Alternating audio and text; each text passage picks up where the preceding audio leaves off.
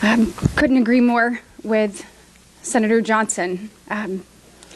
Here we are, Senate Republicans, standing here again talking about the very same topic. The toll that the Biden border crisis is taking, not only on Americans, but the migrants that are being used and abused to further someone else's call. Make no mistake, this is both a national security and a humanitarian crisis. Now, I have been to the border. I went 3 times in the first 2 months in office because I wanted the real, unvarnished truth. I asked them, tell me even what you think I don't want to hear. I want to know the full set of facts. And one fact is that our courageous Border Patrol agents, ICE, National Guard, local law enforcement are doing every single thing possible to make sure that Americans maintain their safety and that they help end this crisis. But the bottom line is they're overextended and they're under-resourced. What has stuck with me the most are the stories that I heard when I was down there.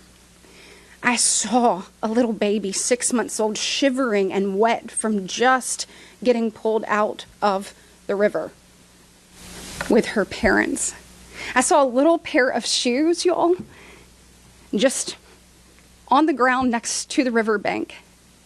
That little pair of shoes has a story. But we need you to help us tell that story. I looked in the eyes of a CBP agent when he said that one of the hardest days he's ever had in his entire life was pulling the lifeless body of a woman from the Rio Grande who was pregnant with twins. Folks, this is having real implications on real people. And the only people that are benefiting from Joe Biden's failed policies is not Americans. It's not these migrants.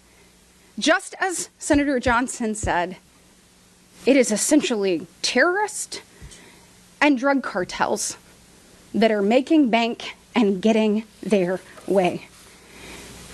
We need the American people to stand up and stand with us and say enough is enough. When you think about these 300 unaccompanied children that have come across the border, let me tell you something. I'm a mama. Do you think I'm going to let my child wander in hopes that someone finds them on the other side of the border? Absolutely not. I have talked to these young women, and it wasn't that they were raped every day. It was how many times a day they were raped. Folks, this has real implications. You look at the real stories of a 13-year-old boy who is being sent to be a day laborer all day long. He's not living the American dream. He's paying back what his parents owe or he promised to a drug cartel. None of these policies that the Biden administration is putting forth are humanitarian in any way, shape, or form. Senator Johnson said it, but under President Obama, his Secretary of Homeland Security said if we reach 1,000 migrants coming to our border a day, that's a disaster. It's a crisis. Well, you all saw when I had Secretary Mayorkas in front of the Homeland Security Subcommittee, he wouldn't even call what we have today a crisis. Apparently, Senator Lankford said it earlier, but we have hit over 10,000 encounters a day at our border. Just yesterday, 6,100. Folks, we don't know who some of these people are that are even getting away. Think about the unknown terrorists that are coming into our communities. You think about the child traffickers, and you think about the fentanyl that we are seeing just dive into even our classrooms and our schools. We must do more. We must stand up and tell the drug cartels that the American dream is not for sale. Because the people that are paying the price are these kids. But if you all don't decide to tell this side of the story, the real side of the story, they are the ones that are going to pay. I can promise you that. Thank you.